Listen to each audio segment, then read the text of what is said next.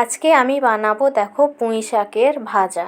তো পুঁই শাকের ভাজা বানানোর জন্য যেটা সবথেকে প্রথম দরকার সেটা হলো পুঁই শাক।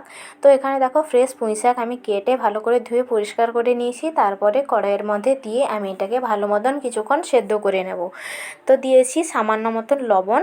লবণটা দিয়ে আমি কিছুক্ষণ সেদ্ধ করে নেব। তো সেদ্ধ করে নেওয়ার পর আমি এরপরেই দিয়ে দেব এখানে সামান্য পরিমাণ হলুদটা দিয়ে দেবো। সেদ্ধ যখন হবে তখন হলুদটাও সাথে দিয়ে দিয়েছি আমি। তো হলুদটা দিয়ে দিয়েছি, তারপরে ভালো মতন দেখো সেদ্ধ করে নিয়েছি। এরপর কড়াইয়ের মধ্যে দিয়ে দেব সামান্য পরিমাণ কালো জিরে দিয়ে তারপরে দিয়েছি আমি এখানে পেঁয়াজ আর দিয়েছি শুকনো লঙ্কা। এটা দিয়েছি ফোড়নে দেওয়ার পর এভাবে পেঁয়াজটাকে আর লঙ্কাটাকে ভালো মতন ভেজে নেব। তো যখন একটা দেখবে সুন্দর একটা স্মেল বেরোবে, এখানে তোমরা রসুনও অ্যাড করতে পারো, রসুন দিলেও ভালো হয়। আমি এখানে দিইনি, তোমরা চাইলে দিতে পারো। এরপরে ভালো মতন কিছুক্ষণ নাড়াচাড়া করে নিতে হবে।